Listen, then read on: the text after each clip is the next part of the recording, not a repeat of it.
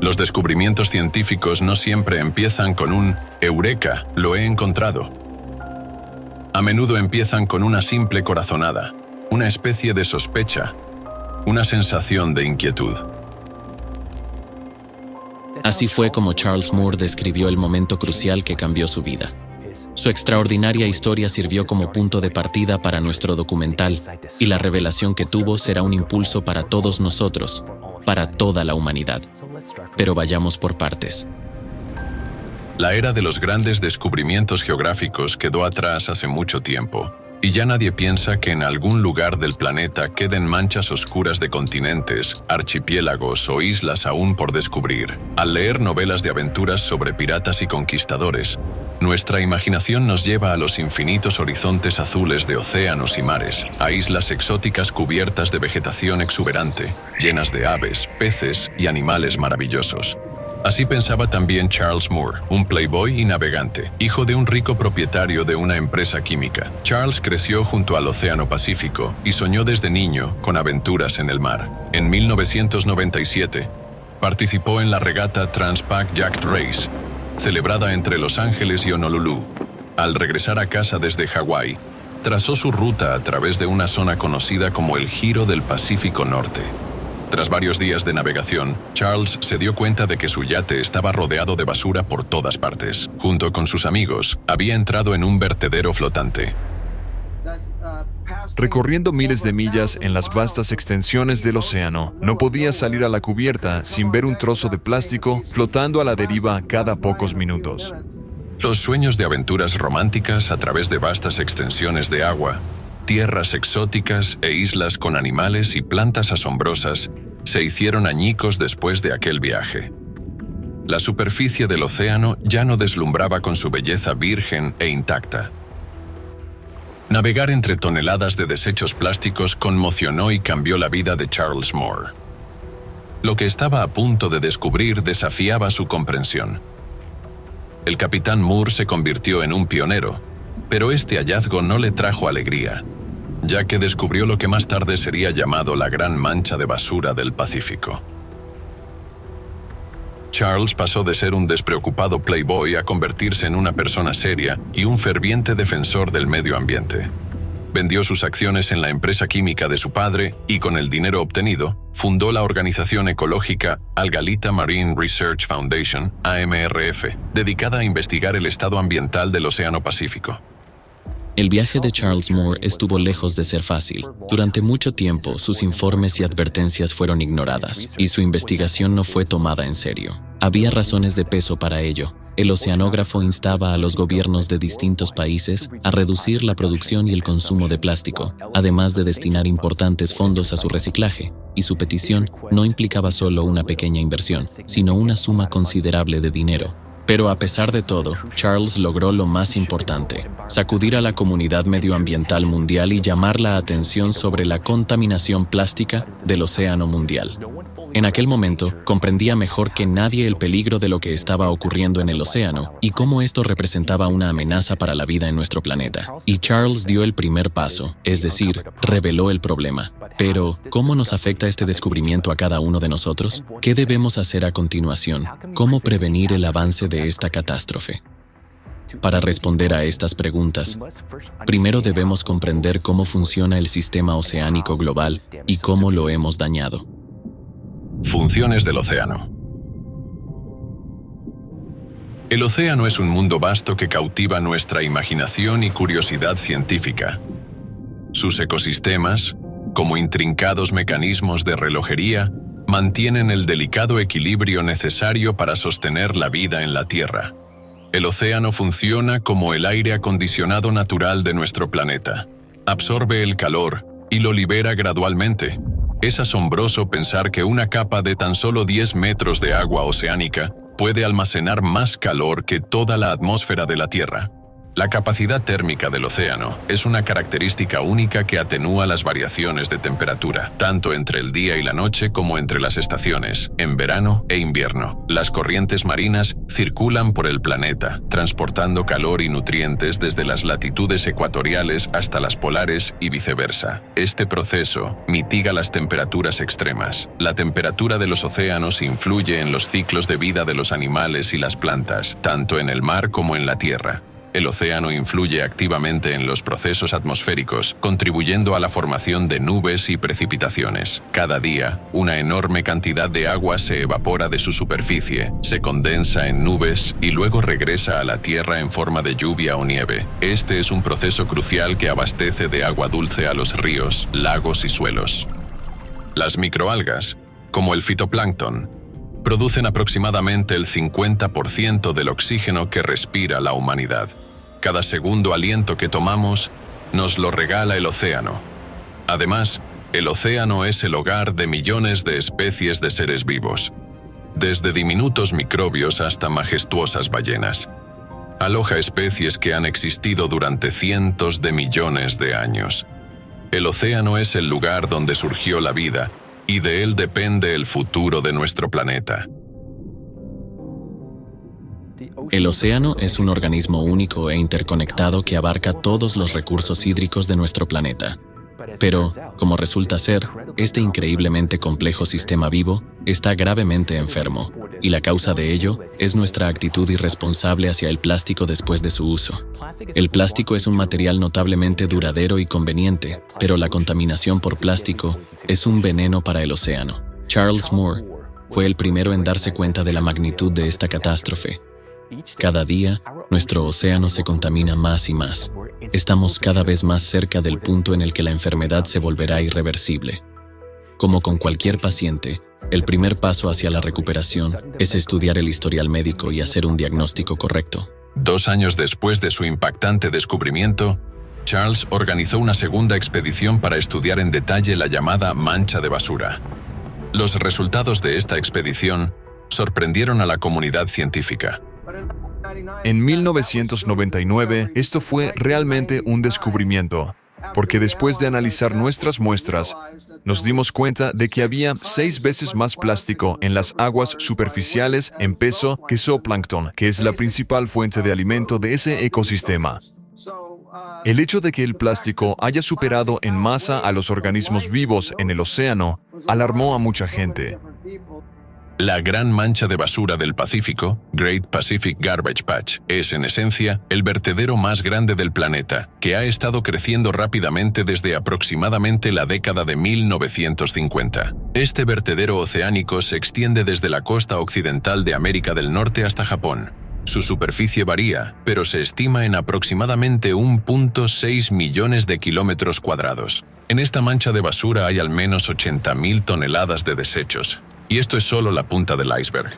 Se calcula que alrededor del 70% del plástico se hunde hasta el fondo del océano, donde podría ocultarse una cantidad significativa de desechos. Nadie sabe con certeza cuánta basura contiene realmente la gran mancha de basura del Pacífico. El giro subtropical del Pacífico Norte es demasiado vasto para ser completamente estudiado por los científicos. Las mediciones han demostrado que esta mancha de basura está creciendo a un ritmo catastrófico. Entre 2015 y 2022, la masa promedio de plástico en su interior se multiplicó por 5, mientras que la cantidad de pequeños fragmentos de plástico aumentó 10 veces.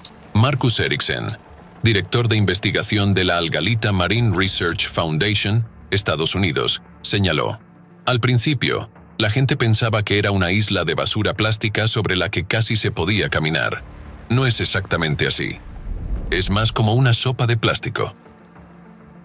La gran mancha de basura del Pacífico se está convirtiendo en el 7º continente del planeta, pero no es la única. Actualmente los científicos han identificado 5 grandes acumulaciones de basura, 2 en el Atlántico, 2 en el Pacífico, 1 en el Índico. En los océanos flotan millones de toneladas de plástico y otros desechos. Según las investigaciones, hasta el 80% de la basura en estas manchas está compuesta por residuos plásticos. Las islas de basura están creciendo a un ritmo catastrófico. Si miramos a a nuestro alrededor, notaremos algo inquietante. 8 de cada 10 objetos que nos rodean están hechos de plástico. Dormimos sobre almohadas con relleno plástico. Nos cepillamos los dientes con cepillos de plástico. Bebemos de botellas de plástico. Están viendo este documental en una pantalla de televisor, laptop o teléfono, hechos de plástico. Es simplemente imposible imaginar nuestra vida moderna sin este material. El mundo a nuestro alrededor se ha vuelto plástico. El plástico es uno de los mayores problemas de la humanidad en la actualidad.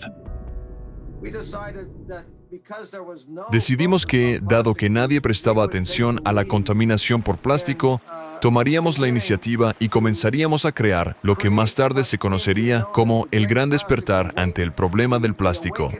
Un despertar a la comprensión de que este material es probablemente el más común en nuestra vida cotidiana.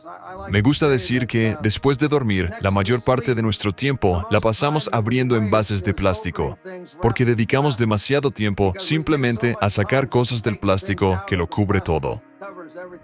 ¿A qué terribles consecuencias conduce el vertido incontrolado de desechos plásticos en las aguas del Océano Mundial? El problema principal es que, a diferencia de otras sustancias, el plástico no se descompone, permanece en el medio ambiente, no pasa por el ciclo habitual de biodegradación. Después de todo, fue inventado para resistir la descomposición natural. Así, al vencer el proceso natural de descomposición, el plástico se ha convertido en un componente permanente de nuestro entorno. Bien, ahora tenemos una idea general de qué es el continente de basura. Su superficie es verdaderamente inmensa y sigue creciendo constantemente. Pero, ¿qué ocurre en el epicentro de esta enfermedad? Quizás el plástico simplemente flota en un solo lugar y luego se hunde en las profundidades del océano, donde se descompone bajo una enorme presión. Quizás esto no es tan alarmante como parece. Entonces, ¿qué hemos descubierto hasta ahora? Descomposición del plástico en micro y nanopartículas. Hoy en día, el plástico es una de las principales causas de muerte de los seres marinos, y debemos estudiarlo precisamente como un asesino. Es un depredador que mata, pero nunca devora. Al mismo tiempo, se convierte en presa, ya que es ingerido por los animales, llenando sus estómagos sin aportar ningún valor nutritivo. Tiene un lado oscuro y siniestro. Mata y, al ser ingerido, sigue matando. Obstruye y bloquea los estómagos, y lo hace a una escala cada vez mayor. Y esto es solo a nivel de microplásticos. Cada año, en el mundo se producen más de 400 millones de toneladas de residuos plásticos, y según las previsiones, esta cifra se triplicará para 2040. El Océano Mundial recibe anualmente alrededor de 11 millones de toneladas de plástico, lo que equivale a más de un camión de basura lleno de plástico arrojado al océano cada minuto. Actualmente, nuestros océanos ya contienen aproximadamente 200 millones de toneladas de plástico. Las investigaciones indican que para 2050, la cantidad de plástico en el océano probablemente superará la cantidad total de peces. El plástico tarda entre 500 y 1000 años en degradarse. La Agencia de Protección Ambiental ha declarado que prácticamente el 100% de todo el plástico jamás producido por el ser humano sigue existiendo. Estos residuos no desaparecen, solo se acumulan. Es como un contenedor de basura en nuestro patio, donde seguimos tirando basura, pero nadie la recoge ni la retira. ¿Qué pasaría con ese contenedor al cabo de un mes? Los desechos plásticos que flotan en la columna de agua quedan atrapados en las corrientes oceánicas. Son transportados hacia las regiones centrales del océano y forman enormes islas de basura. Aquí se pueden encontrar redes de pesca, botellas desechables, envases, asientos de inodoro, muñecas, conos de tráfico, balones de fútbol, patitos de goma e incluso televisores. El plástico no se biodegrada, pero bajo la influencia del oleaje, el agua salada y la luz solar, se divide en pequeños fragmentos, a veces invisibles al ojo humano. Estas diminutas partículas, conocidas como micro y nanoplásticos, conservan su estructura polimérica. El proceso de descomposición continúa hasta el nivel molecular. La cantidad de microplásticos, ¿cuántos hay? Las partículas de microplástico son como un mosaico curioso. se forman a partir de diferentes tipos de plásticos y aditivos químicos, los cuales cambian según la etapa de su degradación y las condiciones ambientales. Por esta razón, el microplástico en el medio ambiente no puede considerarse algo fijo o constante. Su estudio es un verdadero rompecabezas. A pesar de que el número exacto de partículas de microplástico en los océanos sigue siendo desconocido debido a las dificultades técnicas para detectarlas, podemos hacer cálculos teóricos para comprender la magnitud de esta amenaza. Dado que actualmente hay alrededor de 200 millones de toneladas de desechos plásticos en los océanos, podemos realizar un experimento mental. Si dividiéramos todo el plástico presente en los océanos en partículas de 50 nanómetros, considerando su densidad y el volumen total del océano global, obtendríamos una cifra verdaderamente aterradora. En cada litro de agua oceánica habría 286 millones de estas micro y nanopartículas. En la actualidad, todavía no todo el plástico se ha fragmentado en micro y nanoplástico, pero sabemos que, tarde o temprano, toda esa contaminación inevitablemente se descompondrá en un número incalculable de nanopartículas. Hoy en día, los científicos ya encuentran partículas de microplástico en cada gota de agua oceánica. Además, existen zonas en el océano con concentraciones de microplásticos aún más elevadas. La mayoría de los estudios científicos globales que analizan la magnitud y el volumen de la contaminación marina por plásticos se han limitado en la capa superficial del agua. Las investigaciones muestran que aproximadamente 358 billones de partículas microplásticas flotan en la superficie de los océanos del mundo. Sin embargo, cada vez hay más pruebas de que también hay incontables billones de partículas microplásticas en aguas más profundas y en los sedimentos del fondo marino. Los plásticos ligeros flotan en la superficie, mientras que los más densos o aquellos que han sido colonizados por organismos marinos se hunden hasta el fondo del océano. Según estimaciones, aproximadamente el 50% de los desechos plásticos de origen urbano tienen una densidad mayor que la del agua de mar, lo que provoca que se depositen en el lecho marino, sean transportados por corrientes de aguas profundas y se acumulen en fosas y depresiones. Se han detectado microplásticos incluso en el punto más profundo del océano, el fondo de la fosa de las Marianas. De hecho, no es la superficie del océano, sino el fondo marino profundo, el principal lugar de acumulación de residuos de microplástico. Como resultado, todo el lecho oceánico se está cubriendo gradualmente con un manto de plástico. Además, los datos sobre la contaminación del océano por microplásticos están subestimados, y en realidad la situación es mucho peor. No todos tienen acceso a instrumentos y herramientas de muestreo muy sofisticados y costosos, explica Melanie Bergman, bióloga del Instituto Alfred Wegener en Alemania. Según su opinión, hasta el 90% de las partículas de microplástico marino podrían no ser detectadas mediante los métodos estándar de muestreo, ya que son demasiado pequeñas para ser identificadas. Las concentraciones más altas de plástico se encuentran en las zonas de las manchas de basura. Estos vertederos oceánicos funcionan como fábricas, donde tiene lugar el proceso continuo de formación de microplásticos. Al igual que un virus se propaga por el organismo a través de la sangre, los microplásticos se dispersan por todo el océano mundial a través de las corrientes oceánicas. Dado que los giros oceánicos están presentes en todos los océanos del mundo, la acumulación de microplásticos ocurre a escala global. Incluso lugares remotos y deshabitados, como el Ártico, no están exentos de esta contaminación.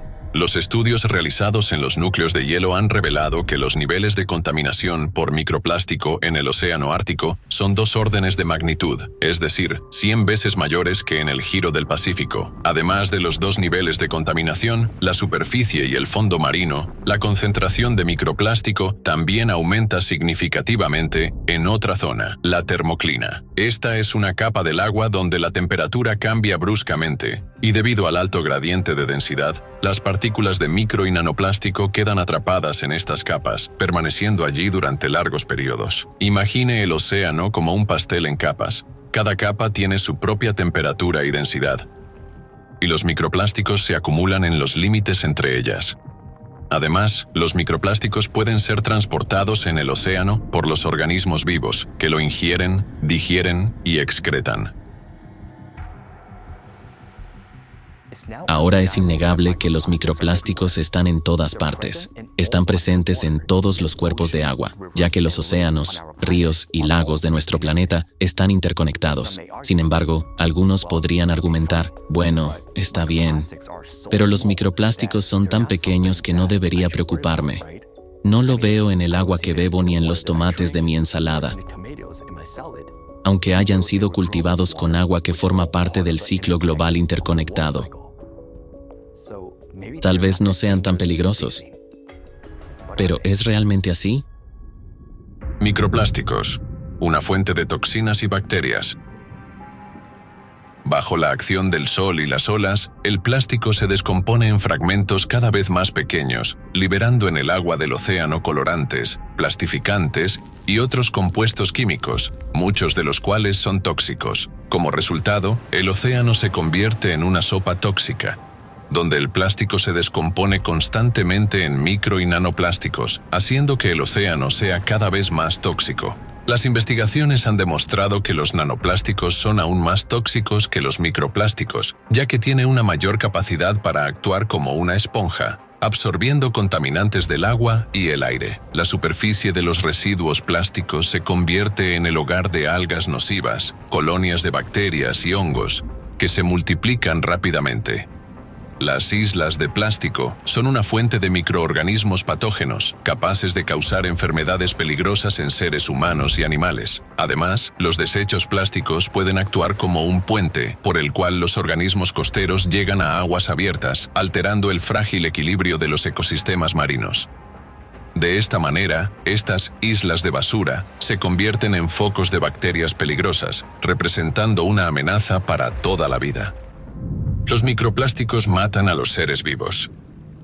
Los plásticos tienen un impacto significativo en los ecosistemas marinos. Cada año, más de 1 millón de aves marinas y 100.000 animales marinos mueren a causa de la contaminación plástica. El 100% de las crías de tortugas marinas tienen plástico en sus estómagos.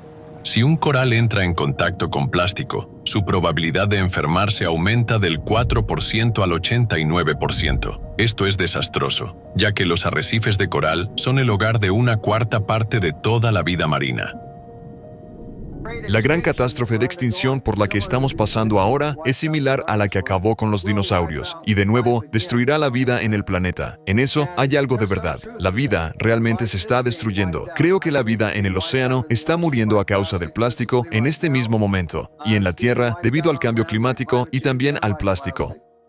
Los microplásticos son tan pequeños que son ingeridos por el plancton. El plancton es la base de la cadena alimentaria. Muchos organismos marinos se alimentan de plancton, y aquellos que no lo consumen directamente, comen a quienes ya lo han consumido. De esta manera, los microplásticos se introducen en la cadena alimentaria. Cuanto más grande es el pez, más microplásticos contiene. Según una investigación, el animal más grande que jamás haya vivido en la Tierra es también el mayor consumidor de microplásticos. Cada ballena consume hasta 43,6 kilogramos de plástico al día.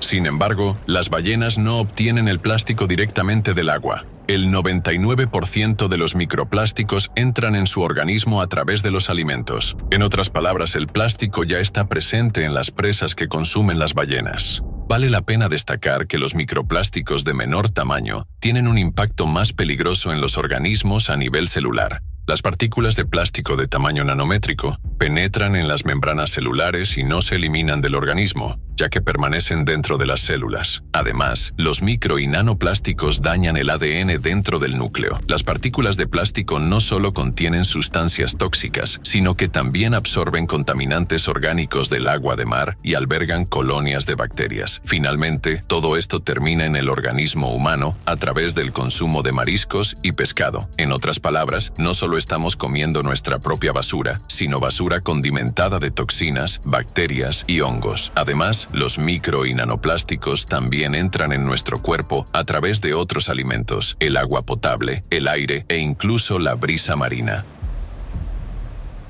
Ahora sabemos que los microplásticos se convierten en nanoplásticos. Estos entran en el aire, en nuestra agua, en nuestra comida e incluso en las verduras. Y si inicialmente se pensaba que este era un gran problema solo para los seres marinos, ahora está claro que es un problema para cada ser humano, para todos los ecosistemas, para todos los hábitats. Bueno, ahora sabemos con certeza que el plástico realmente causa enfermedades. El plástico acorta su vida. Los micro y nanoplásticos se acumulan en el torrente sanguíneo y se distribuyen por diversos órganos del cuerpo humano. Se han encontrado partículas microscópicas de plástico en la sangre, el cerebro, el corazón, los pulmones, la leche materna, la placenta y recientemente también fueron detectadas en el pene, los testículos y muestras de esperma humano. Las sustancias tóxicas liberadas por el plástico dañan el sistema endocrino, lo que provoca graves consecuencias como infertilidad, desequilibrios hormonales y un mayor riesgo de cánceres como el de mama, ovarios y próstata. Los aditivos químicos en los plásticos también afectan negativamente al sistema cardiovascular y aumentan el riesgo de aterosclerosis. Al penetrar en el cerebro, las micro y nanopartículas de plástico aumentan el riesgo de trastornos neurodegenerativos, como el Alzheimer y el Parkinson. La inhalación de partículas plásticas contribuye al desarrollo de asma e incluso cáncer de pulmón.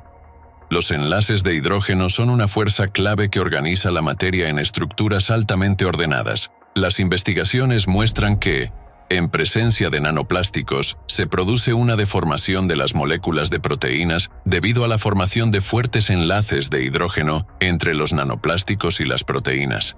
Pero todos los seres vivos están formados por proteínas, y su deformación puede tener graves consecuencias biológicas, afectando el funcionamiento de células, tejidos y órganos. Esto pone en riesgo la existencia de toda la vida en el planeta. Como podemos ver, el problema de la mancha de basura, donde los plásticos se descomponen en micropartículas y se dispersan por todas las aguas del planeta, ha resultado ser mucho más amplio.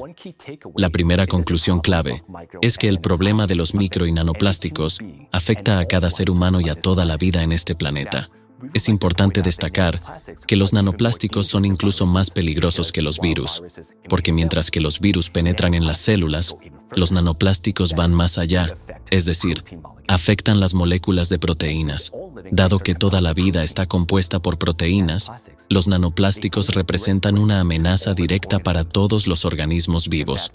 Además, puede incluso afectar el material genético, el ADN, lo que podría provocar rupturas en sus cadenas y mutaciones genéticas. Por lo tanto, el problema de los plásticos debería preocuparnos a todos. Pero eso no es todo, porque, por sorprendente que parezca, el volumen de residuos plásticos en el océano sigue creciendo rápidamente, al igual que la cantidad y la intensidad de los desastres naturales. Y aquí surge una pregunta. ¿Existe una relación entre los micro y nanoplásticos que han penetrado en cada gota de agua y los cambios que estamos presenciando en el clima? ¿O tal vez no hay ninguna conexión y el clima pronto volverá a la normalidad? Antes de responder a estas preguntas, veamos qué está ocurriendo con el clima. Calentamiento del océano. El informe de la UNESCO sobre el estado del océano mundial en 2024 muestra una imagen preocupante. La tasa de calentamiento del océano se ha duplicado en los últimos 20 años, y el contenido térmico del océano ha alcanzado su nivel más alto. La investigación indica que, entre 1955 y 1986, los océanos se calentaron de manera estable, pero en las últimas décadas, el calentamiento se ha acelerado considerablemente. En 2023 se registró el récord absoluto de temperatura de la superficie oceánica en toda la historia de las observaciones, y 2024 continuó con esta tendencia. La temperatura de la superficie del océano se mantuvo en niveles récord durante 15 meses consecutivos. Por primera vez en la historia, la temperatura media anual del planeta subió 1,5 grados Celsius por encima de los niveles preindustriales. Y este es precisamente el umbral crítico que, según los expertos, marca el punto en el que la humanidad experimentará grandes perturbaciones climáticas. Este aumento se esperaba para mediados del siglo XXI, pero en realidad ya lo hemos cruzado. Según las estimaciones de la ONU, se espera que esta tendencia continúe y que la temperatura global aumente casi 3 grados Celsius en este siglo. Jeff Smith, profesor emérito de física aplicada en la Universidad de Tecnología de Sydney, UTS, informó que los datos acumulados durante 70 años muestran un aceleramiento en el aumento de la temperatura del océano y el volumen total de energía almacenada en los océanos. Los modelos científicos actuales, en presencia de aumentos continuos de los gases de efecto invernadero en la atmósfera, no predicen esta amenazadora aceleración, dijo el profesor Smith. Además, en los últimos 60 años, los océanos a grandes profundidades se han calentado 15 veces más rápido que en los últimos 10.000 años. Esto significa que los procesos de calentamiento global no se limitan solo a las capas superficiales del agua, sino que también afectan a las zonas profundas del océano, donde los rayos solares no pueden penetrar. Para calentar el agua a esas profundidades se requiere una cantidad enorme de energía, lo que resalta la magnitud del problema. Según los científicos, para alcanzar la tasa actual de calentamiento de los océanos, se requeriría una cantidad de energía equivalente a la explosión de 7 bombas atómicas, las mismas que fueron lanzadas sobre Hiroshima, cada segundo, de manera continua, durante todo un año. Son cifras colosales que plantean la pregunta, ¿de dónde proviene toda esta energía? A medida que aumenta la temperatura del agua del océano, el nivel del mar sigue subiendo, amenazando con sumergir costas enteras. En más de 2 siglos, el nivel del océano mundial ha aumentado 21 centímetros y en los últimos 30 años ha subido 10,1 centímetros. Está subiendo 2,5 veces más rápido que antes y el crecimiento continúa. Si esta tendencia persiste, millones de personas se convertirán en refugiados, forzados a abandonar sus hogares y buscar refugio lejos de las zonas costeras. Adicionalmente, desde la década de 1960, el océano ha perdido un 2% de oxígeno debido al aumento de la temperatura de sus aguas y los contaminantes presentes en ellas, incluidos los desechos industriales, domésticos y agrícolas. Las especies marinas costeras se están asfixiando debido a la disminución de los niveles de oxígeno. Se han identificado alrededor de 700 zonas muertas, donde casi no queda flora ni fauna marina. El calentamiento del océano está provocando fenómenos meteorológicos extremos más frecuentes y severos, como inundaciones, tifones y precipitaciones anormales. Todo esto pone en riesgo los ecosistemas del planeta y la vida de miles de millones de personas. Con cada año que pasa, este proceso se acelera y los cambios se hacen cada vez más evidentes. Crecimiento anómalo de desastres naturales. El océano, que durante muchos años desempeñó el papel de regulador natural del clima, ahora se está convirtiendo en fuente de fenómenos destructivos. Precipitaciones anormales e inundaciones. El calentamiento del océano intensifica la evaporación, saturando la atmósfera con humedad, que luego se convierte en precipitaciones intensas. He aquí cómo ha cambiado la cantidad de precipitaciones anormales en Europa desde el año 2000. Los récords de precipitaciones han alcanzado un nuevo nivel. Que llueva en un solo día la cantidad de precipitación de un mes ya no sorprende a nadie. El total de lluvias anuales cayendo en solo unos días o incluso en pocas horas, esa es la nueva realidad. En Irán, en solo 3 días, cayeron casi 4 veces la cantidad anual de lluvia. En Omán, en solo 24 horas, cayó la misma cantidad de lluvia que normalmente cae en 2 años. En los Emiratos Árabes Unidos, en el mismo periodo, cayeron 5 veces la cantidad anual de precipitaciones. Evitar inundaciones catastróficas en condiciones de precipitaciones tan extremas es imposible. Lamentablemente, un ejemplo claro de esto fue la inundación mortal en España. En la Comunidad Valenciana llovió más de un año en solo 8 horas. Esto resultó en devastadoras inundaciones que se cobraron la vida a más de 220 personas y convirtió las calles de la ciudad en un caos de lodo, autos destrozados y escombros de edificios derrumbados. Inundaciones sin precedentes e interminables han golpeado el sur de Brasil desde finales de abril. La catástrofe causó la muerte de 181 personas y dejó sin hogar a más de 500.000. Las inundaciones se cobraron cientos de vidas en las provincias del norte de Afganistán. Torrentes de lodo y agua devastaron asentamientos enteros. Las inundaciones fueron provocadas por lluvias incesantes que siguieron a una prolongada sequía. Las inundaciones primaverales de 2024 en Rusia fueron una verdadera catástrofe. 39 regiones del país fueron afectadas. La situación más grave ocurrió en la región de Oremburgo. Nunca antes en la historia registrada de la región se había producido una inundación de tal magnitud. Kazajistán enfrentó las inundaciones más extensas de los últimos 80 años. 10 de las 17 provincias del país fueron afectadas. Alrededor de 100.000 personas fueron evacuadas. Estadísticas de inundaciones. Si en la década de 1970 hubo solo 260 inundaciones fuertes en un periodo de 10 años, entre 2014 y 2023, el número de inundaciones aumentó a 1.700. Es decir, se multiplicó por 6,5 veces. En Europa, en los últimos 5 años, las precipitaciones extremas han ocurrido 44 veces más a menudo que en la década de 2000. En 2024, el tiempo entre eventos catastróficos se ha acortado y su intensidad ha aumentado hasta tal punto que las personas no pueden recuperarse de un desastre cuando ya se encuentran nuevamente en el epicentro de otro evento destructivo. Las consecuencias para la economía y la infraestructura se prolongan durante meses o incluso años. Nevadas. Las nevadas también han batido todos los récords históricos. El invierno pasado, nevadas masivas afectaron a países de Europa, Estados Unidos, Canadá, Rusia, Kazajistán, China, Turquía, Japón y muchas otras regiones. Más del 90% del territorio de Mongolia estuvo cubierto por nieve, en algunas áreas con una altura superior a 1 metro. Se ha infligido un daño catastrófico a las regiones ganaderas. Alrededor de 4 millones de cabezas de ganado han muerto por hambre y agotamiento. Anomalías de temperatura. En 2024, casi todos los países han experimentado y siguen experimentando olas de calor récord. El 15 de marzo, en Praga, Chequia, donde la temperatura máxima promedio normalmente no supera los 9 grados Celsius, se registró por primera vez en 249 años de observaciones un nuevo récord de temperatura, más 18,6 grados Celsius.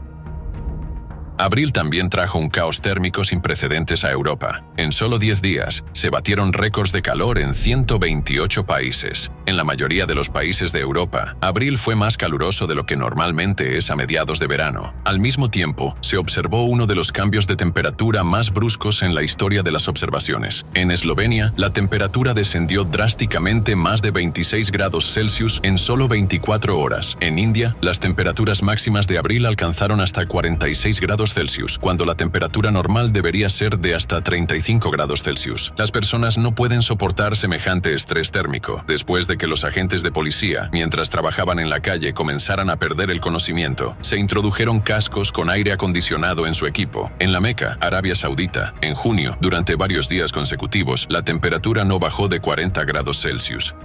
El calor extremo coincidió con la peregrinación del Hajj, durante la cual más de 2.700 peregrinos sufrieron golpes de calor solo el 16 de junio. Debido al calor insoportable, las personas caían directamente en las calles. Es inimaginable, pero al menos 1.300 personas perdieron la vida. Tornados y microrráfagas. El aumento de la temperatura y la humedad de la atmósfera crea condiciones para la formación de tormentas más poderosas, que a menudo provocan la aparición de tornados. En las últimas décadas, el número anual promedio de tornados en Europa ha aumentado 18 veces y se han vuelto mucho más potentes. El 28 de septiembre, un tornado destructivo recorrió la región de Moscú. Un tornado de tal potencia en otoño en latitudes templadas es un fenómeno absolutamente anómalo. En los últimos años, con alarmante frecuencia, han comenzado a surgir microrráfagas atmosféricas. Al impactar contra el suelo, el flujo descendente de aire provoca ráfagas de viento horizontales, cuya velocidad puede alcanzar hasta los 130 km por hora. Es como si se volcara desde el cielo un enorme balde de agua con un radio de alrededor de 5 kilómetros. Pueden ser muy localizadas, como ocurrió en Brasil. Allí se destruyó un campo deportivo, del que no quedó casi nada. Solo escombros y basura, como si hubiera ocurrido una explosión. Pero los edificios cercanos quedaron intactos e incluso los paneles solares frágiles no sufrieron daños. Es importante destacar que las microrráfagas no se pueden predecir, lo que las hace aún más peligrosas. Huracanes y tormentas. Los huracanes ahora tocan tierra en áreas que anteriormente se consideraban seguras. A lo largo de toda la historia de las observaciones, solo 3 huracanes han golpeado la costa mexicana cerca de la ciudad de Acapulco, y 2 de ellos ocurrieron en un solo año: el huracán Otis en octubre de 2023 y el huracán John en septiembre de 2024, que se convirtió en una verdadera pesadilla para los habitantes de México. Después de casi disiparse y alejarse hacia el mar, inesperadamente recuperó fuerza y golpeó el país con aún mayor intensidad. El tifón Yagi trajo a Vietnam una enorme cantidad de precipitaciones y como consecuencia, al menos 300 personas perdieron la vida, mientras que cientos más resultaron heridas. El huracán tropical Helene se convirtió en el más potente desde el inicio de las observaciones meteorológicas. El desastre mortal cobró la vida de al menos 230 personas en 6 estados. Además, la economía de Estados Unidos sufrió daños por alrededor de $250.000 millones. No pasaron ni 2 semanas cuando otro huracán poderoso, Milton, golpeó el estado de Florida. Tardó poco más de 12 horas en intensificarse de categoría 1 a la máxima categoría 5. Las Filipinas enfrentaron una serie sin precedentes de desastres naturales. 6 tifones golpearon el país en menos de un mes, 4 de los cuales ocurrieron en solo 10 días. Estas catástrofes cobraron la vida de al menos 171 personas y causaron daños significativos a la economía del país. Los tifones afectaron a 9 millones de personas. La intensidad y frecuencia de las tormentas también están aumentando. A partir del 12 de septiembre, Europa Central y Oriental sufrió la tormenta más potente en décadas, la tormenta Boris. 26 personas perdieron la vida, y la economía de la Unión Europea sufrió pérdidas multimillonarias. Por supuesto, solo hemos mencionado una pequeña parte de lo que está ocurriendo actualmente con el clima. La lista de estas anomalías podría continuar indefinidamente, pero incluso con lo que hemos presentado, queda claro que la situación climática es, en el sentido literal, una guerra no declarada contra la humanidad. Estamos recibiendo golpe tras golpe, y si en los conflictos bélicos reales los adversarios pueden negociar y deponer las armas, con el clima no hay posibilidad de acuerdo. Aún así, podemos y debemos vencerlo. Hablaremos más sobre esto más adelante. Pero por ahora, es necesario comprender por qué está ocurriendo todo esto. ¿Por qué se está calentando el océano? Hipótesis.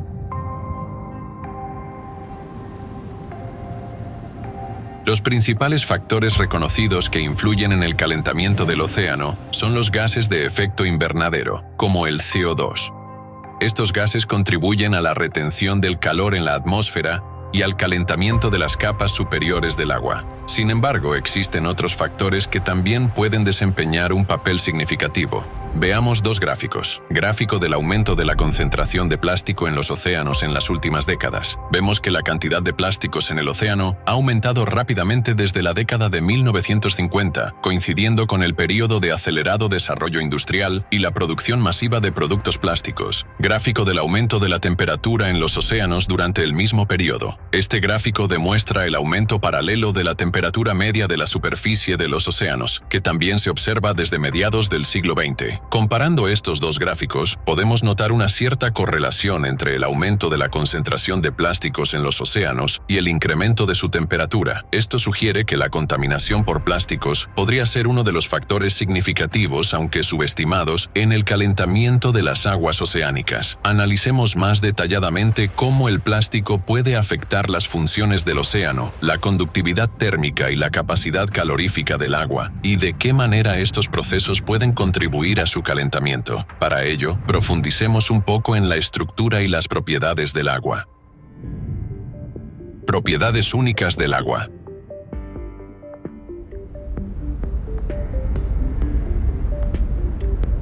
El agua es una de las sustancias más únicas y enigmáticas de la Tierra. ¿Qué tipo de sustancia se esconde detrás de la sencilla fórmula química H2O? ¿Y por qué posee una estructura y propiedades tan excepcionales?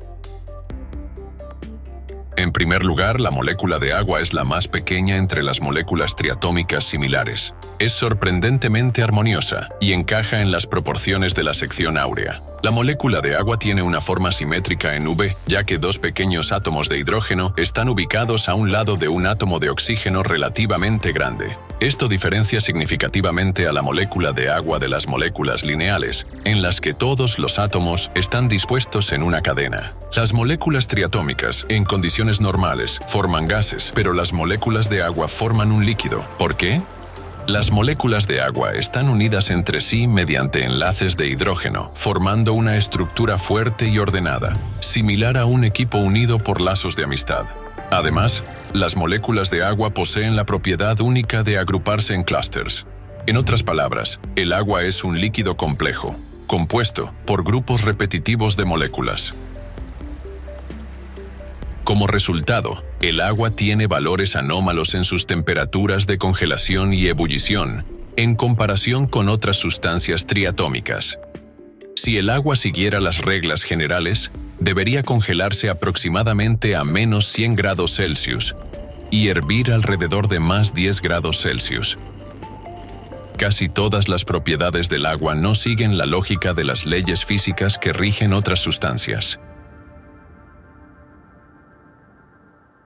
Primera propiedad única. El agua posee la mayor capacidad calorífica específica y el mayor calor de fusión. Esto significa que, en comparación con otras sustancias, el agua es más difícil de congelar y el hielo más difícil de derretir. Gracias a esta propiedad, el océano mundial actúa como un regulador climático en la Tierra. El agua del océano se enfría más lentamente que el aire y el suelo, lo que le permite acumular calor durante el día y liberarlo gradualmente por la noche. En verano, el océano absorbe el exceso de calor, mientras que en invierno lo libera progresivamente. De esta manera, el océano funciona como un gigantesco termostato, suavizando las fluctuaciones extremas de temperatura. Segunda propiedad única.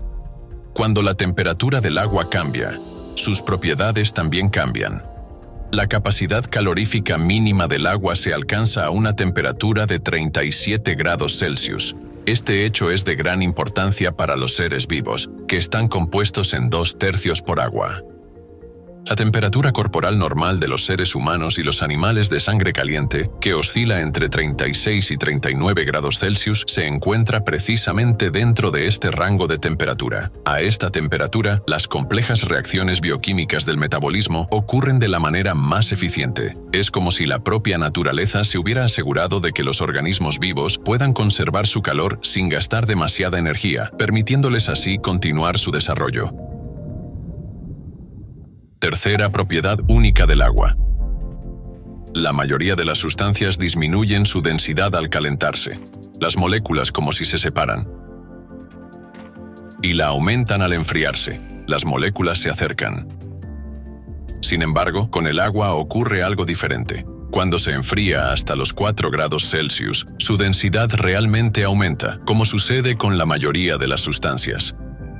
Pero al enfriarse aún más, de 4 a 0 grados Celsius, su densidad comienza a disminuir. Como resultado, el agua alcanza su máxima densidad a una temperatura de 4 grados Celsius y no a 0 grados Celsius. Y aquí es donde comienza lo más interesante. Cuando el agua se convierte en hielo, su densidad disminuye inmediatamente en más del 9%. Es decir, el hielo ocupa un volumen mayor que el agua en estado líquido. Esta es una propiedad increíblemente inusual del agua. Gracias a que el hielo es más ligero que el agua, no se hunde. Al permanecer en la superficie, actúa como una barrera protectora que evita que el agua y los organismos que viven en ella se congelen por completo. Si, en cambio, la densidad del agua aumentara al congelarse, el hielo se hundiría. En ese caso, toda el agua de los lagos, ríos y océanos se congelaría completamente, convirtiéndose en enormes bloques de hielo. Esto llevaría a la extinción de toda la vida. Las propiedades únicas del agua están directamente relacionadas con la presencia de enlaces de hidrógeno entre sus moléculas. Estos enlaces juegan un papel clave en la determinación de sus propiedades físicas y químicas. Los cambios en las propiedades físicas del agua pueden tener un impacto significativo en el equilibrio térmico del océano mundial, en su capacidad para almacenar y transferir calor. Ahora tenemos casi todo listo para comprender las causas de lo que está ocurriendo con el clima. Sabemos que el océano se está calentando a una velocidad alarmante. También sabemos que, además de la mancha de basura que flota en la superficie, una cantidad masiva de plástico cubre el fondo del océano. Además, hemos descubierto que prácticamente cada gota de agua en el océano contiene partículas de micro y nanoplástico, y que el agua en sí posee propiedades únicas. Solo nos queda el último paso: comprender cómo cambian estas propiedades únicas del agua bajo la influencia de las partículas de plástico. Cuando descubramos esto, entenderemos la verdadera causa del calentamiento anómalo del océano y sabremos qué hacer al respecto. Influencia de los micro y nanoplásticos en las propiedades del agua.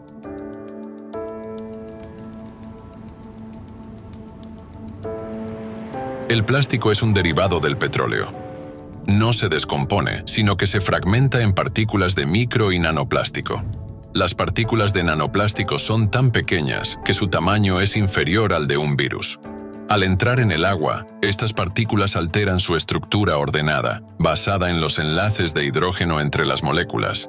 Estos enlaces definen las propiedades clave del agua, y cualquier alteración de los mismos altera sus características físicas y químicas. Las nanopartículas de algunos tipos de plástico, como el tereftalato de polietileno, PET, y el nylon, contienen átomos de oxígeno y nitrógeno. Estos átomos pueden formar enlaces de hidrógeno directamente con las moléculas de agua. Como resultado, dichas partículas se incorporan a su estructura ordenada, alterando su organización y perturbando sus propiedades fundamentales. Además, en soluciones acuosas que contienen diversas sustancias, así como ante cambios en el pH y la temperatura, las partículas de nanoplástico pueden adquirir carga eléctrica. Esto ocurre debido a modificaciones químicas en su superficie, como la oxidación y la adsorción de iones, por ejemplo, sodio y cloro en el agua marina. Las nanopartículas de plástico cargadas, rodeadas de iones, atraen moléculas de agua, formando un abrigo multicapa de moléculas de agua a su alrededor. En términos químicos, este proceso se conoce como hidratación, y el abrigo se denomina capa de hidratación. Investigadores de la Escuela Politécnica Federal de Lausana decidieron determinar el tamaño de esta capa de hidratación en los iones, es decir, cuántas moléculas de agua reaccionan con un ion. Llegaron a resultados sorprendentes. Se descubrió que un solo ion puede influir en aproximadamente 1 millón de moléculas de agua circundantes. Este efecto se intensifica si la partícula tiene una alta carga superficial y una gran concentración de iones absorbidos. Como resultado, una sola partícula de nanoplástico puede alterar las propiedades de millones de moléculas de agua. Las moléculas atrapadas dentro de la capa de hidratación son menos móviles, lo que reduce su contribución a la capacidad calorífica total del agua. Es decir, bajo el mismo calentamiento externo, este tipo de agua se calentará más rápido y al enfriarse, perderá temperatura más rápidamente en comparación con el agua pura. Además, la estructura alterada de los enlaces de hidrógeno alrededor de los nanoplásticos reduce la conductividad térmica del agua. Esto significa que el agua en contacto con nanoplásticos puede estar más caliente debido a su menor capacidad para disipar el calor. De este modo, los nanoplásticos no solo interactúan activamente con los iones e impurezas presentes en el agua, sino también con sus moléculas, modificando la estructura de los enlaces de hidrógeno que determinan las propiedades clave del agua. Como resultado, cambian su capacidad calorífica y su conductividad térmica, lo que contribuye al aumento de temperatura y al calentamiento de todo el océano. Es importante destacar que incluso una pequeña cantidad de nanoplásticos puede tener un impacto significativo en las propiedades del agua. Esto hace necesario seguir investigando y evaluar la concentración de nanoplásticos en distintos entornos acuáticos para comprender completamente su influencia.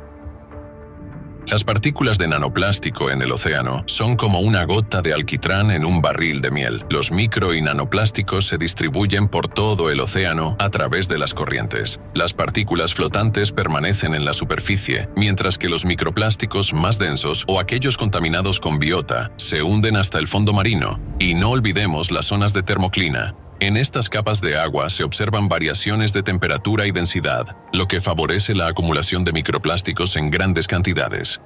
Para comprenderlo mejor, usemos una metáfora visual de un edificio de varios pisos. Imagine un edificio de 10 pisos con bloqueos térmicos en el 5º y 10º piso, que impiden la disipación normal del calor. En lugar de distribuirse uniformemente, el calor se acumula en estos pisos y no puede escapar por el techo. Un termovisor mostraría que la temperatura dentro de este edificio es significativamente más alta que en otro idéntico, pero sin estos bloqueos térmicos. De manera similar, los nanoplásticos en el medio acuático alteran los mecanismos naturales de intercambio de calor. De este modo, el aumento de la concentración de nanoplásticos en las aguas oceánicas altera los mecanismos naturales de transferencia de calor. Esto, a largo plazo, podría contribuir al incremento de la temperatura de todo el océano, impactando el clima global. Cuando el agua se calienta, tiende a liberar el exceso de calor. Durante este proceso, sus moléculas se mueven más rápidamente y ascienden hacia la superficie. Impacto en la atmósfera. Como resultado del exceso de energía, algunas moléculas de agua se separan de otras y se transforman en vapor. Imagine un globo elevándose lentamente hacia el cielo. Este globo representa el vapor de agua. A medida que aumenta la altitud, la temperatura del aire disminuye. En estas condiciones, el vapor de agua comienza a condensarse, convirtiéndose en diminutas gotas. Pero para que las gotas de agua se formen necesitan un soporte, partículas microscópicas llamadas núcleos de condensación. Estas pueden ser partículas de polvo, sal marina o hollín. Cuantos más núcleos de condensación haya, más rápido será el proceso. En la atmósfera, el vapor de agua y las gotas de agua interactúan con los campos eléctricos presentes en el aire y con la carga estática de la atmósfera, adquiriendo así una carga eléctrica. Las cargas son extremadamente importantes y en el proceso de formación de nubes prácticamente lo son todo. Si te rodea el mal tiempo y las tormentas, sabes que algunas nubes tienen cargas eléctricas. Sin embargo, hace tiempo se descubrió, aunque hoy en día no se considera especialmente relevante, que en realidad todas las nubes están cargadas. Así que, si miras una nube, por ejemplo, como la que estoy observando ahora, surge la pregunta, ¿cómo se forman? ¿Qué ocurre allí? Y hemos descubierto que las cargas desempeñan un papel clave. Las gotas cargadas comienzan a atraerse entre sí, como pequeños imanes, lo que acelera el proceso de formación de gotas más grandes. Estas gotas se agrupan, formando nubes y precipitaciones, incluido el granizo. Sin embargo, cuando intervienen partículas de micro y nanoplástico, pueden alterar el frágil equilibrio de estos procesos eléctricos e hídricos en la atmósfera. La interacción entre los cristales de hielo y las partículas de aerosol, incluido el plástico, intensifica la carga electrostática de la atmósfera. Además, las partículas de micro y nanoplástico se convierten en núcleos de condensación efectivos para el vapor de agua. Alrededor de estas partículas cargadas, el proceso de formación de gotas de agua, cristales de hielo y granizo ocurre más rápidamente. Cuanto mayor es la superficie de las nanopartículas, más grandes son los granizos y las nubes de lluvia que se forman en la atmósfera. Ya estamos observando que estos fenómenos se vuelven más frecuentes y destructivos. La presencia de micro y nanoplásticos puede afectar la densidad y las propiedades físicas de las evaporaciones en la superficie del océano, ralentizando su ascenso. Es como si a un globo se le atara una piedra con un hilo. Como resultado, las nubes se forman a altitudes más bajas, generalmente por debajo de los 2 kilómetros. Las nubes a menor altitud se desplazan y distribuyen las precipitaciones de manera menos eficiente, lo que provoca sequías en algunas regiones y un exceso de lluvias en otras.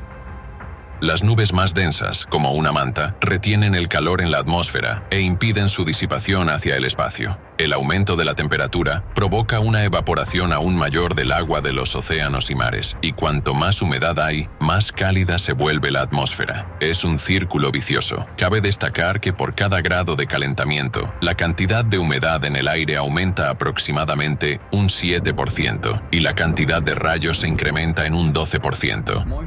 Esta humedad proviene principalmente de los océanos, aportando lluvias adicionales durante las tormentas. Al mismo tiempo, en las regiones donde no llueve, el suelo se seca más rápido, lo que provoca sequías más intensas, olas de calor e incendios forestales. El aumento de la temperatura y el incremento del vapor de agua provocan una mayor inestabilidad en la atmósfera. Esto fortalece la convección y aumenta la frecuencia de las tormentas. Algunas de ellas, las más intensas, se convierten en tormentas eléctricas. En estas condiciones, el riesgo de tormentas severas se incrementa significativamente. Cuando las tormentas eléctricas comienzan a fusionarse e interactuar, como ocurre en las tormentas tropicales, pueden convertirse en huracanes más poderosos. Todos estos factores se combinan, aumentando el riesgo de tormentas eléctricas severas y, especialmente, de supercélulas, que generan granizo y, en ciertas condiciones, incluso tornados en algunas regiones. El calentamiento extremo del océano y el exceso de electricidad y calor en la atmósfera agravan la situación climática. El granizo anómalo, Las lluvias torrenciales, las tormentas intensas, los huracanes, los rayos y los sprites se están intensificando con una fuerza alarmante. Los fenómenos climáticos se vuelven cada vez más destructivos y peligrosos. Interacción con el campo magnético del planeta. Los océanos ocupan alrededor del 70% de la superficie de la Tierra. No son solo gigantescos depósitos de agua, sino un sistema eléctrico extremadamente complejo que interactúa con el campo magnético del planeta. El campo magnético protege la superficie de la Tierra del viento solar y de la peligrosa radiación cósmica. Funciona como un escudo. Sin él, la atmósfera sería destruida. El campo magnético de la Tierra se genera en las profundidades del planeta, donde el núcleo externo líquido se mueve constantemente alrededor del núcleo interno sólido, actuando como un gigantesco generador natural. Este campo es generado por el núcleo e interactúa con los fenómenos eléctricos en los océanos y la atmósfera. Gracias a las sales, el agua de mar puede conducir electricidad, casi como los cables en nuestros hogares, por lo que el océano transmite corrientes eléctricas. Sin embargo, la contaminación en los océanos y la atmósfera en áreas con altas concentraciones de plástico, especialmente nanoplásticos, altera las propiedades químicas y eléctricas del agua. Cuanto más contaminada está el agua, más sufre la atmósfera. Cuando el agua contaminada se evapora, transporta consigo metales, microplásticos y otras sustancias. Imagine que tiene un imán potente del tamaño de la palma de la mano, pero si coloca un trozo de hierro cerca, este absorberá parte del campo magnético, reduciendo la fuerza total del imán. Algo similar ocurre con la atmósfera y la hidrosfera. Esto puede provocar anomalías locales en el campo magnético y debe convertirse en un objeto de estudio, especialmente en tiempos del cambio climático global. Sí, ahora sabemos que el principal factor de impacto del océano en el clima del planeta es su calentamiento, y este efecto se ve exacerbado por los microplásticos. Es absolutamente necesario tomar las medidas más decisivas para limpiar el océano, con el fin de preservar el planeta y toda la vida en él. Hoy, en los niveles más altos, crece el reconocimiento de que nos estamos acercando rápidamente al punto de no retorno. Crisis del agua. El informe de la Comisión Global sobre la Economía del Agua, GCEW, publicado en octubre de 2024, afirma que, por primera vez en la historia de la humanidad, el ciclo global del agua ha sido alterado. El cambio climático está teniendo un impacto cada vez más grave en la disponibilidad de los recursos hídricos. Para finales de esta década, la demanda de agua dulce superará la oferta en un 40%, ya que los sistemas hídricos del mundo están sometidos a un estrés sin precedentes. Aproximadamente el 70% de las reservas de agua dulce del mundo se utiliza para el riego de cultivos agrícolas. Sin embargo, muchos sistemas de riego son ineficientes, lo que provoca pérdidas significativas de agua. El aumento de las temperaturas, los cambios en los patrones de precipitaciones y la creciente frecuencia de fenómenos meteorológicos extremos amenazan la seguridad alimentaria global. Ya se prevé la desaparición de más de la mitad de las reservas mundiales de alimentos en los próximos 25 años, mientras que 3.000 millones de personas ya viven en condiciones de escasez de agua. Esto es realmente alarmante y afectará a todo el mundo en un futuro cercano. El valor del océano para la preservación de la vida en el planeta es evidente, y los líderes mundiales ya están hablando de la necesidad de tomar medidas urgentes. El informe de la UNESCO, Estado del Océano Mundial en 2024, tiene como objetivo informar a los responsables políticos y fomentar acciones para crear el océano que necesitamos para el futuro que queremos. El presidente de la Asamblea General de la ONU, el señor Denis Francis, afirmó con razón que el océano es nuestro aliado más fuerte en la lucha contra el cambio climático. Por ello, es nuestra responsabilidad común elegir el rumbo correcto y asumir nuevamente el compromiso de gestionar de manera sostenible los valiosos recursos del océano, garantizando su disponibilidad de generación en generación. Y los científicos saben que si no tenemos océano, no habrá plantas en la Tierra, no habrá oxígeno y no tendremos posibilidad de sobrevivir. El secretario general de la ONU, Antonio Guterres, también destacó la necesidad de acciones urgentes, instando a gobiernos, empresas, inversores, científicos y comunidades a unirse para proteger nuestro océano. Marina Ovchinova, presidenta del Movimiento Internacional Social Alatra, hizo una declaración clave en la COP29 sobre el aumento sin precedentes de los desastres relacionados con el clima. Ella señaló: No nos damos cuenta del poco tiempo que nos queda antes de alcanzar el punto de no retorno. es evidente que la preservación de la salud de los océanos es crucial para el futuro de nuestro planeta. La comprensión de la gravedad de la situación, como podemos ver, está presente. Se dicen muchas palabras importantes sobre la limpieza del océano, pero ¿qué pasos concretos se están tomando en este momento para sanar nuestro planeta, afectado por un peligroso virus? Por ahora solo se puede decir una cosa: el paciente está más muerto que vivo. Y es solo cuestión de tiempo antes de que deje de respirar. Entonces, ¿qué están haciendo los médicos? Trabajo de Sísifo.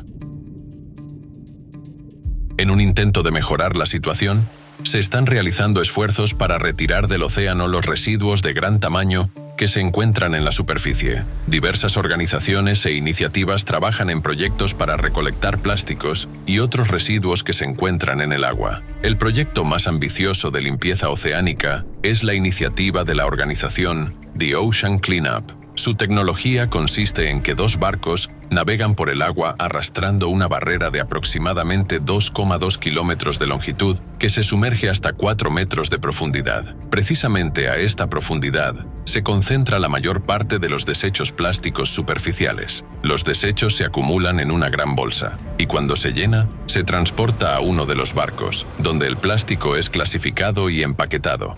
Luego, la bolsa se vuelve a sumergir en el agua y el proceso comienza de nuevo.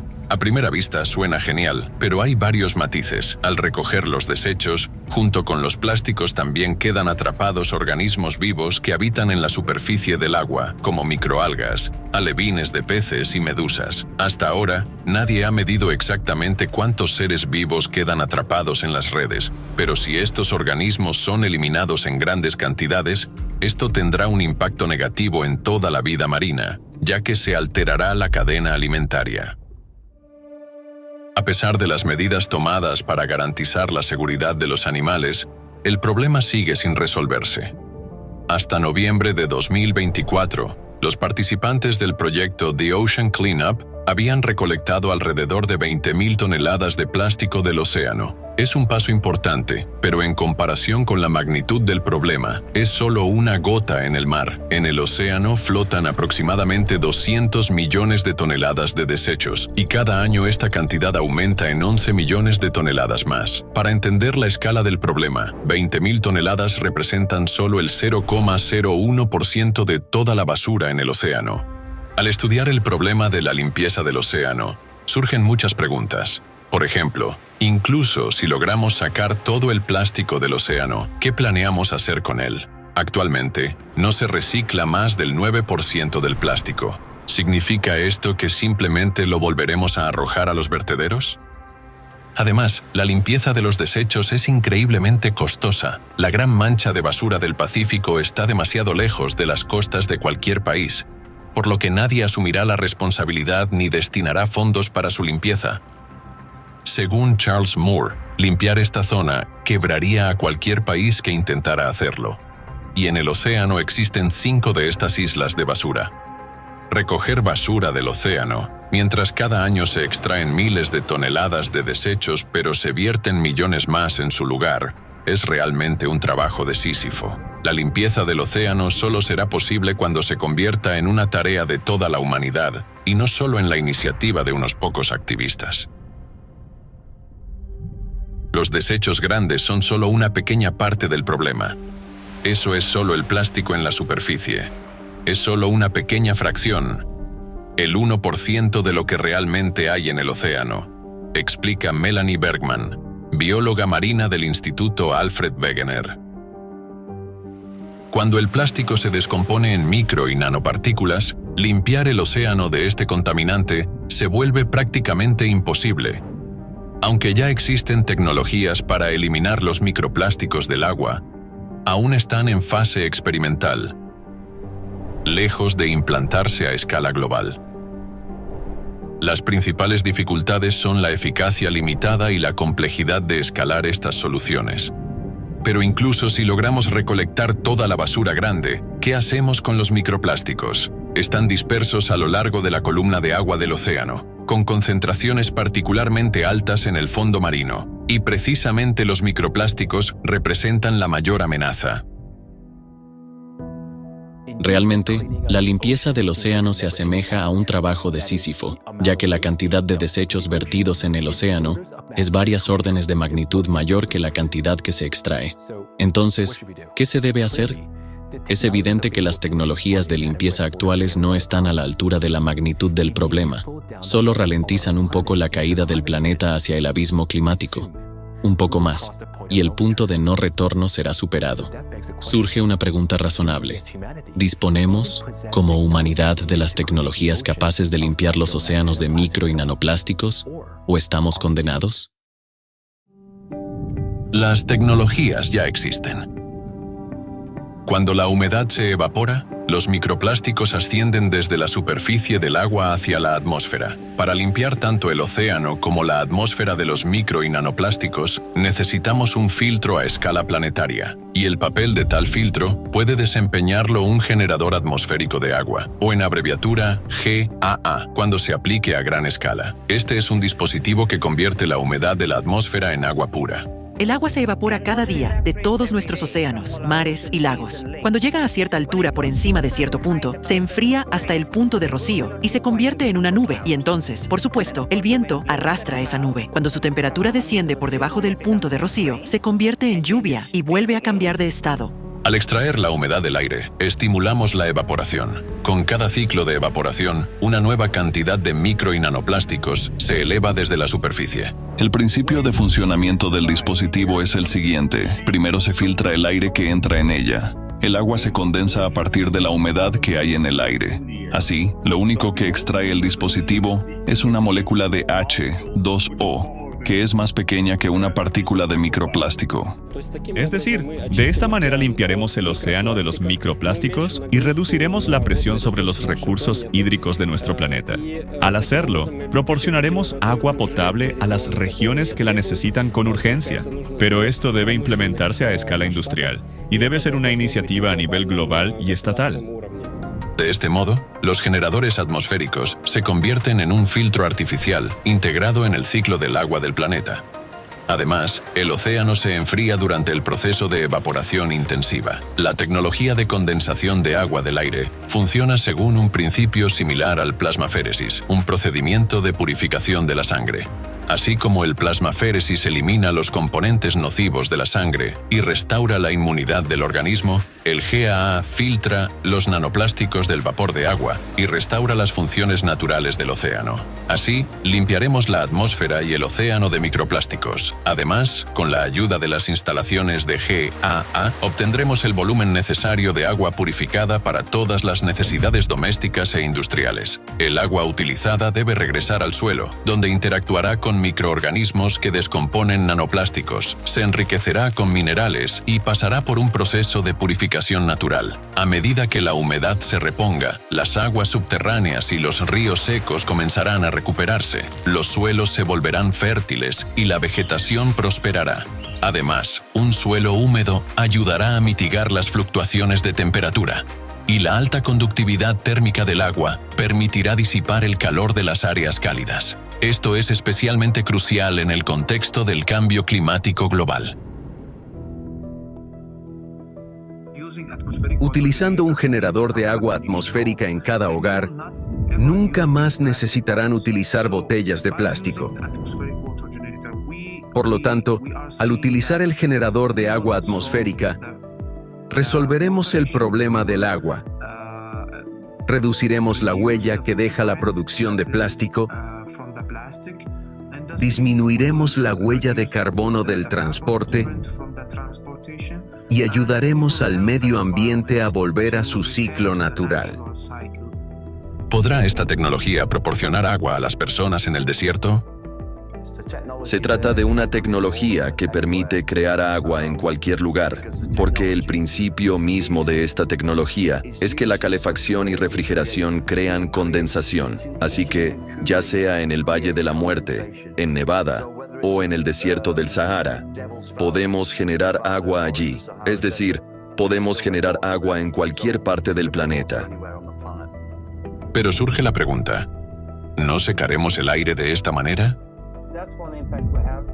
Cuando se trata del contenido de agua en el aire ambiental o en la atmósfera, como he mencionado anteriormente, es absolutamente imposible alterar el equilibrio natural de la atmósfera, porque es demasiado grande y demasiado poderosa. E incluso si creáramos una máquina enorme y asombrosa que succionara constantemente agua de la atmósfera, inmediatamente, con la otra mano, recogería agua del Pacífico o de la masa de agua más cercana. Además, al extraer el exceso de humedad de la atmósfera, se reduce la cantidad de precipitaciones extremas y vientos. Asimismo, la atmósfera se limpia de metano y CO2. En tan solo 2 a 3 años de uso activo de los generadores atmosféricos de agua, el océano y la atmósfera estarán significativamente más limpios. Al eliminar microplásticos del océano, restauraremos su función de conductividad térmica. El océano volverá a transferir calor a la atmósfera, que luego se disipará en el espacio. Esto reducirá el impacto destructivo de los desastres naturales. Además, la transición a los GAA permitirá reducir la dependencia de las fuentes de agua terrestres y subterráneas. Los GAA pueden producir el volumen necesario de agua tanto para las necesidades potables como para las industriales. Serán vitales durante una crisis hídrica y garantizarán un suministro estable de agua.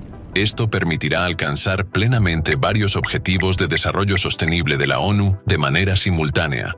Para que el proceso de limpieza del océano comience a gran escala, toda el agua debe provenir exclusivamente de la atmósfera, es decir, debemos hacer una transición completa a los GAA. Cuanta más humedad extraigamos de la atmósfera, más intenso será el proceso de evaporación, lo que acelerará la limpieza del océano. Y para un suministro energético económico de los GAA, debemos utilizar generadores de energía sin combustible, GSC. Sin duda, necesitamos detener el vertido de basura en el océano. Además, es crucial llevar a cabo la reconstrucción de los sistemas de alcantarillado. Estos pasos conducirán a una revolución científica y tecnológica, garantizarán un suministro de agua sostenible y reducirán el impacto negativo sobre el clima. Así, en 3 a 5 años, el océano prácticamente habrá restaurado sus funciones de conductividad térmica. Y debemos lograr todo esto en el menor tiempo posible. Son noticias excelentes. Las tecnologías capaces de salvar nuestro planeta y a la humanidad de la destrucción ya existen. Esto significa que tenemos una oportunidad. Solo nos queda resolver las cuestiones organizativas e implementar la solución. Pero aquí surge otro problema. Los modelos climáticos que toman en cuenta todos los factores antropogénicos, como resulta, están lejos de ser precisos. Lo que se preveía para dentro de 100 a 150 años está sucediendo ante nuestros ojos. Los científicos comienzan a reconocer que hay algo más, algo aparte de la influencia humana. La acción de ese algo está llevando a una creciente discrepancia entre el modelo teórico y la realidad. Llamémoslo factor X. Factor X. Las temperaturas medias globales no reflejan el cambio climático real, ya que en algunas regiones el aumento ocurre de manera mucho más rápida. Los cambios ocurridos en 2023 fueron tan grandes y mucho más allá de todo lo que habíamos visto antes. Por eso, requieren una explicación. Los modelos que utilizamos para simular el clima no ofrecen una explicación suficientemente adecuada para esto. Y descubrimos que, como resultado de todo esto, se están produciendo algunos cambios en el comportamiento de las corrientes oceánicas y los vientos atmosféricos. Así, a pesar del calor adicional, este se traslada a través de las corrientes oceánicas y la atmósfera, concentrándose en regiones específicas de una manera que nunca habíamos observado antes. La comunidad científica mundial observa con preocupación cómo las tendencias de deterioro climático superan sus modelos de previsión. ¿Cuál es la causa de tan gran imprecisión en los modelos climáticos actuales? Según algunos expertos, una de las principales causas radica en el misterioso factor X. Las temperaturas récord de 2023, sin embargo, alarmaron a los científicos y sugieren algunos misteriosos, nuevos procesos que podrían estar ocurriendo, dice el principal climatólogo de la NASA, Gavin Schmidt.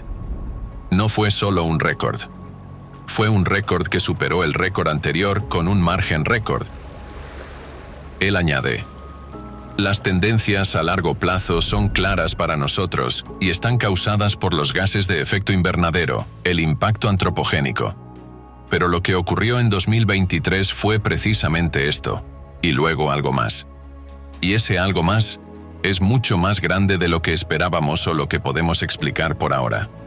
En este documental, hemos explorado uno de los factores que contribuyen al aumento de la temperatura del océano, y este factor son los cambios en las propiedades de la propia agua oceánica. Los nanoplásticos afectan la capacidad calorífica y conductividad térmica del agua, atrapando el calor en las aguas oceánicas. Además, existen gases de efecto invernadero que calientan la atmósfera, la cual a su vez calienta la superficie del océano. Pero ¿pueden estos factores aumentar tan significativamente el calentamiento del océano si la radiación solar sigue siendo la misma y todos los factores antropogénicos han sido considerados en los modelos climáticos?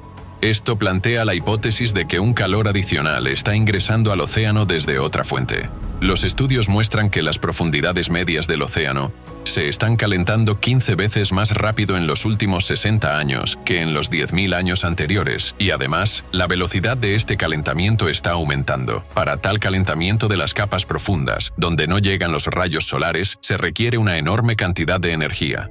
Por ejemplo, justo frente a las costas de la Antártida Occidental, se está produciendo un extraño calentamiento de las aguas profundas del mar de Weddell. Mientras los primeros 700 metros de agua prácticamente no se calientan, las temperaturas en las capas más profundas están aumentando de manera constante. Existen varias teorías para explicar esta anomalía, pero ninguna ha sido probada de manera concluyente. ¿De dónde proviene el calor adicional en las profundidades del océano? Se considera que el calor proveniente del interior de la Tierra es insignificante y se puede desestimar. Pero, ¿es posible que estemos subestimando este factor? Nuestros conocimientos sobre las profundidades oceánicas son limitados. Más del 70% del fondo marino se encuentra a más de 3.000 metros de profundidad. La investigación en tales profundidades conlleva muchas dificultades técnicas. Los batiscafos y los sensores rara vez descienden hasta allí, y los cálculos se basan en datos antiguos. Simplemente no sabemos qué está ocurriendo realmente en el fondo del océano. Por ejemplo, hace poco, los científicos descubrieron 19.000 volcanes submarinos previamente desconocidos. Hasta el día de hoy solo se ha cartografiado alrededor del 5% del fondo oceánico. Mientras no lo hayamos explorado al 100%, estaremos trabajando casi a ciegas. Arthur Viterito, oceanógrafo y profesor de la Universidad de Maryland, observó que, desde 1995, la cantidad de terremotos en el fondo oceánico a lo largo de las dorsales medioceánicas ha aumentado. Así que construí un gráfico de la actividad sísmica en las zonas de las dorsales medioceánicas y lo comparé con los cambios en la temperatura global, y observamos un desfase de 2 años. En otras palabras, la actividad sísmica precede al cambio de la temperatura global en aproximadamente 2 años. Cuanto mayor es la actividad sísmica, más activo es el movimiento del magma en el sistema. La temperatura de este magma fundido puede superar los 1000 grados. Eso es precisamente lo que estamos estudiando. No tenemos mediciones directas del volumen de magma que está subiendo. Todo lo que podemos hacer es medir el nivel de actividad sísmica, ya que para ello contamos con una red global de estaciones sísmicas.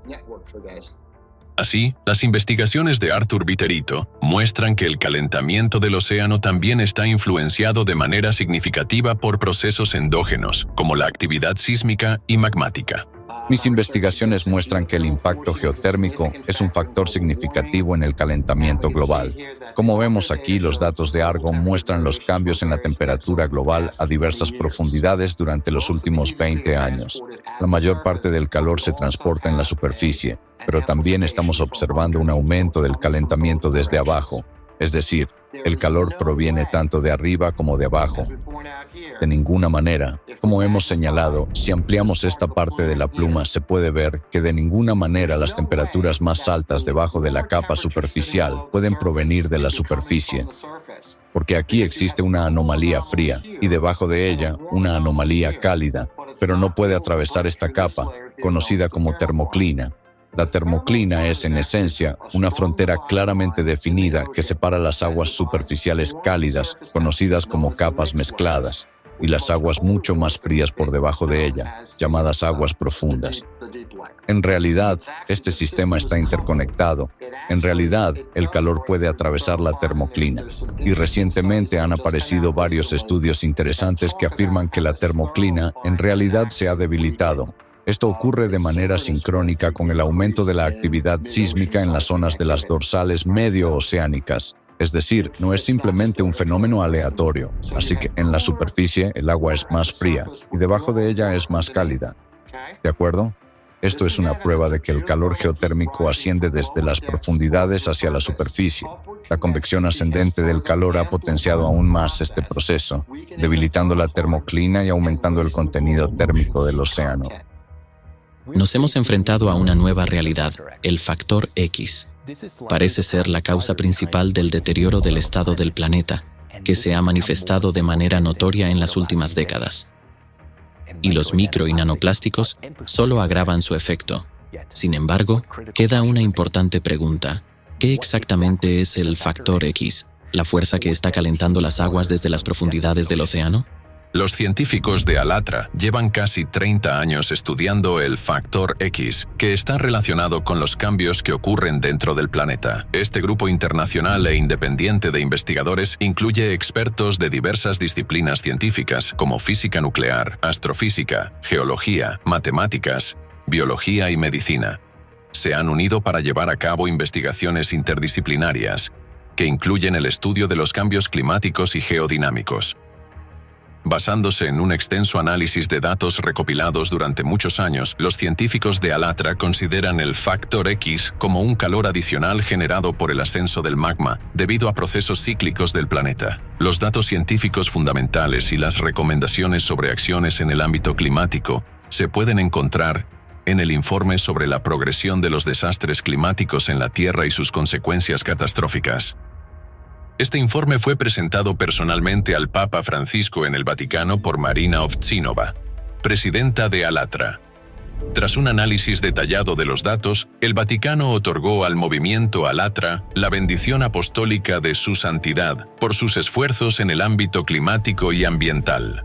El informe también fue presentado en la COP16 en Colombia y en la COP29 en Azerbaiyán.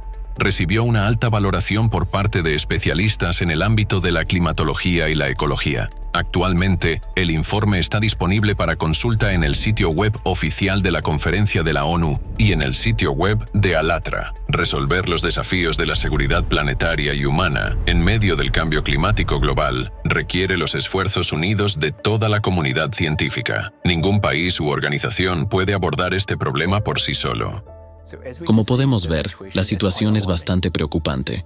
Además de las causas conocidas del cambio climático, existen factores adicionales que siguen siendo poco estudiados y requieren más investigación, pero la dificultad radica en que todo esto tendrá que llevarse a cabo en condiciones de empeoramiento climático constante.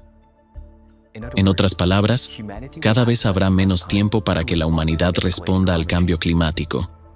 Sin embargo, la implementación generalizada de generadores atmosféricos de agua es un paso crucial hacia la solución de esta crisis. Después de todo, esta tecnología permitirá limpiar el océano mundial de micro y nanoplásticos, restaurar el ciclo del agua y el equilibrio térmico del planeta y, en última instancia, estabilizar la situación climática.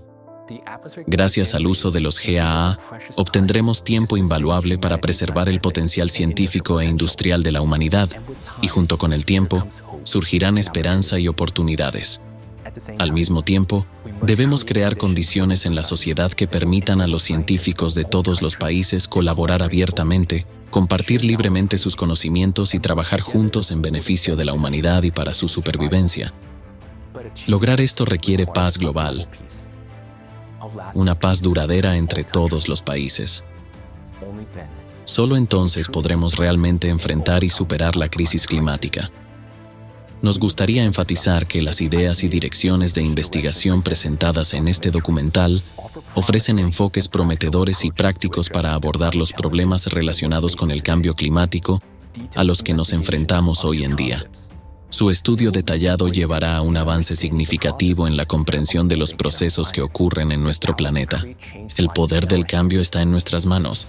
Juntos, podemos transformar los desafíos en oportunidades para lograr un progreso increíble. Ha llegado el momento de actuar por el bien del planeta, por nosotros mismos y por las generaciones futuras.